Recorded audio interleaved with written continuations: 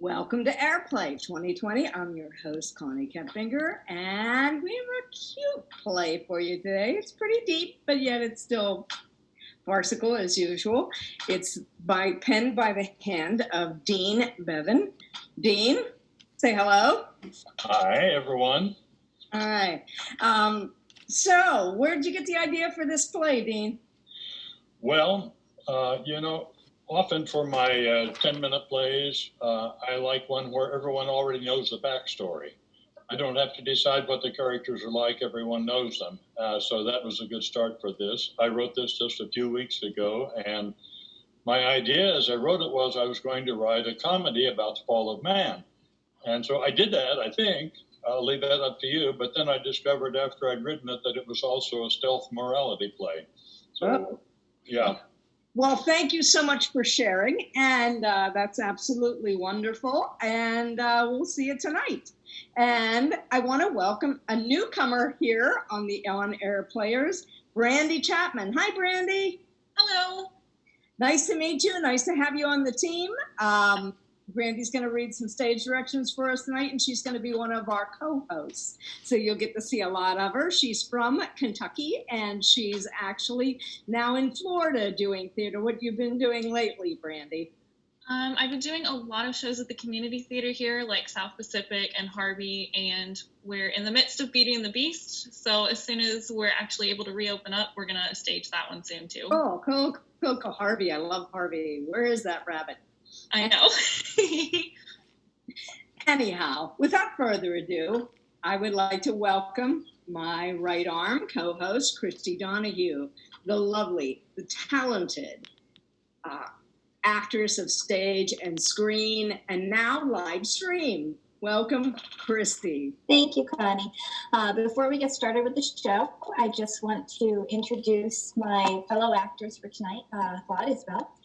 Claude started out as a child actor doing both TV commercials and theater from the age of 4. He and his sister did model work as well all over New York City. He appeared in the New York Times Magazine and many others. He was a musician and songwriter in New York before going into business. After studying acting with teachers such as Austin Pendleton, he has recently gotten the theater and film bug back and is making a web series called CYRUS that is in pre-production. During the Strawberry One Act Festival, his Making of film garnered him a Best Director nomination. And Timothy Reagan. Tim's a graduate of Keene University and has done several Airplay readings and is also excited to return to do this show. You may have heard him most recently on Judging Quilts. Other Airplay appearances include Unspoken Acts, Down with the Kindle, and Bad House. He hopes you enjoy tonight's reading of In the Garden. Brandy, all you.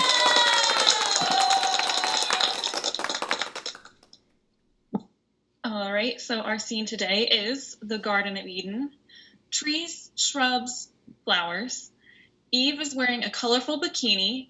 She is standing center stage applying lipstick with the help of a compact mirror. The snake introduces himself. He's wearing a patterned garment, could be a robe, pajamas, unitard, that looks somewhat serpentine. Hello, I'm Snake. I know who you are. Adam told me about you. He named you the other day before I arrived. Actually, I'm the Snake. There aren't any others. Yet, anyway. What brings you around? This is the first time I've seen you. Just, wanting to get to know everyone. And anyway, I've seen you, and may I say that it's a fetching outfit. This old thing? Just fun for a change. You've been in that pink skin color thing. Well, I guess it was skin, wasn't it? So drab. Needed a little color, so voila. Amazing what you can do with berry juice. Very nice. Anyway, I wanted to tell you what I found here in the garden. Well, where else would you find it? But what?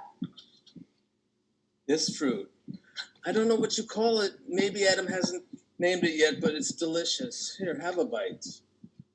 Well, it's noisy enough, whatever it is. No thanks. But it's so good. Maybe, but well, A, I don't want to eat after you, and B, I'm eating too much fruit as it is. I mean, it's all over this place. I need more fiber. Did I mention it's magic? What's that? You don't know what magic is? Well, look, I've only been here 2 days. Give me time. Magic it makes things happen that you didn't think were possible. Not much interest for me. I don't know what's possible here anyway. Well, see, that's part of the deal. If you eat this, you'll know everything. And you know how you feel like you're just some part of the landscape here, sort of passive? Yeah. Well, eat this, and you'll be able to make things happen. You'll be your own boss.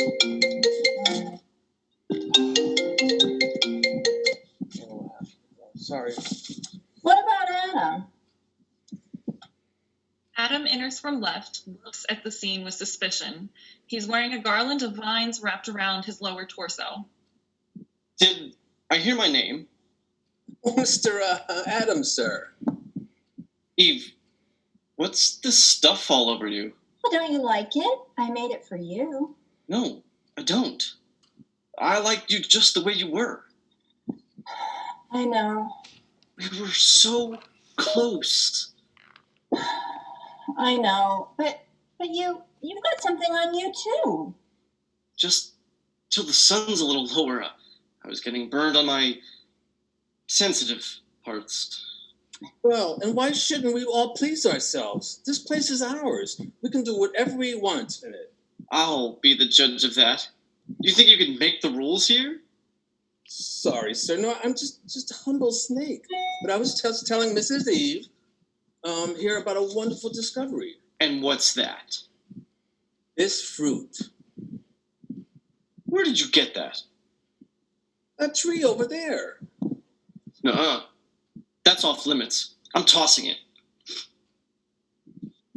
Hey, that was mine. It's a backstory. No, You don't have to decide not. There's no private property here.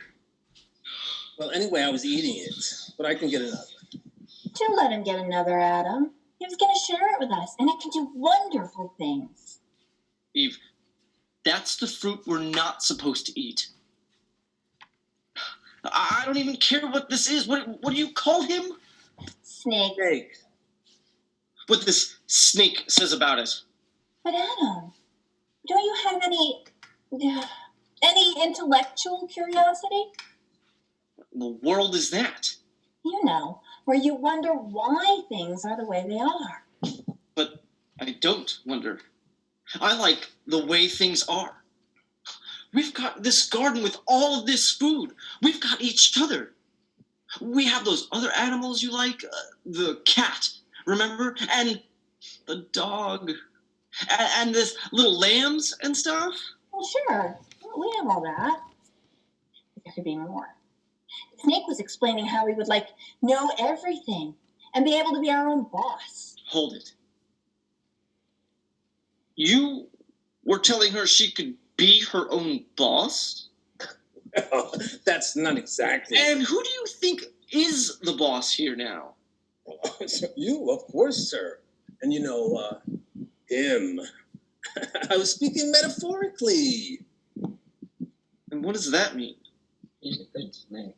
I was talking about the magic of the fruit I had. How it lets you do things you didn't know were possible. Magic, huh? Well, we don't need any of that. I like doing things I know are possible. Take Eve here, for example. Come here, Eve. Adam, not now. Anyways, isn't that fruit from the tree of knowledge of good and evil? What's this about magic? Well, yes, technically that's it. But when you know about good and evil, all kinds of things are possible. To be like, you know, him. I like being me. Come on, Eve, let's get out of here. Wait, sir. Mr. Adam, this is just a misunderstanding. I'm sorry, I wasn't clear. Let me explain. See, Please, Adam, let's listen to him. Remember how we didn't know anything when we got here? And we've learned so much already. Well, he's just trying to help us keep learning. She's right, boss. Thing is, knowing about good and evil is hard to explain until you eat the fruit. How can I tell you what they're like until you know what they are? See what I mean? Oh, Adam, see? He's trying to help us. Eve, be quiet. Look, Mr. Snake, I don't need to know anything I don't already know. I'm happy with the way things are. To say nothing of the plain fact that we're told not to eat that fruit. So take it and go back to wherever you came from. Find some other snakes to talk to. We don't need you. Well, okay. If that's the way you want to live, I guess you don't care about the tree of life then. Okay? I could have told you, but you're on your own. Goodbye. Adam, you hurt his feelings. That was rude. And now we'll never know about good and evil and the tree of life. We don't need to know. We don't want to know.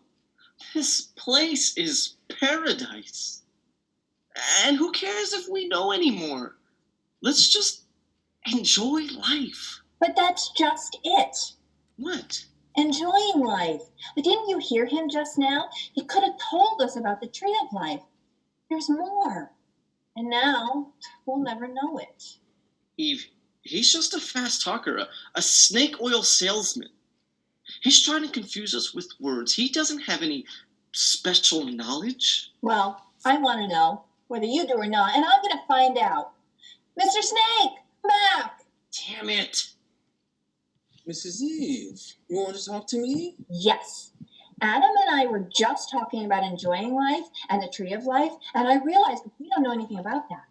Would it help us enjoy life more? Absolutely. I'm glad you asked. You like life here, right? Yes. Well, did you know that you couldn't keep enjoying it indefinitely? What does that mean? It means that someday you'll stop enjoying everything because you'll be gone. Gone where? I'm not going anywhere. I'm staying here. No, I mean you'll just go poof. You won't be here anymore. You won't be at all. That's scary. It makes no sense. But it's true. That's the plan. You could ask him. He'd tell you the same thing. Well, I don't care. I want to stay here. But for that, you need the tree of life. You eat from it, you'll always be here.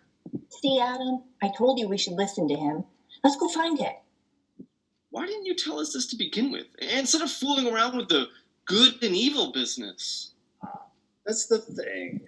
You can't eat from the tree of life until you eat from the other tree first. Well then, Adam, let's do it. Tree of knowledge, then tree of life, and we're good. But we're not supposed to. How many times do I have to tell you that? Sir, if I may, remind me who says you're not supposed to? Well, him. And Who that's, else? pardon me, and that's because he doesn't want you to know everything he knows. If I may, Mr. Adam, a little critical thinking might help here. Wouldn't you be as wise as him? Why shouldn't you be as wise as him? Because he says so? See what you mean. Let me go get the fruit. Be right back. That was so smart of you, Adam, you wonderful man. What fun we'll have being so wise and then enjoying life here forever. Ah, here you go, sir. And look, you're the big honcho here. You've named everything else so far, including me. Why not name this? We can stop calling fruit. Okay.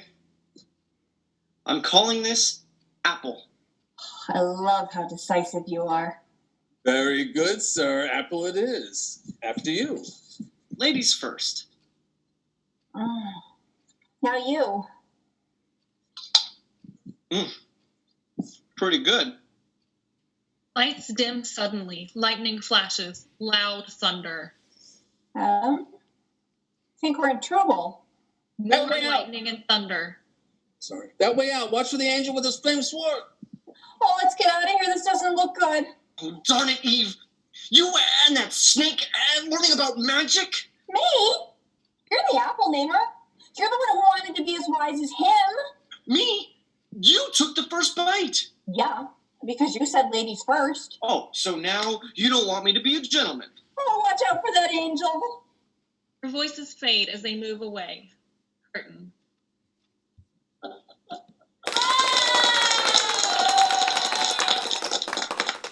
This kind Yeah.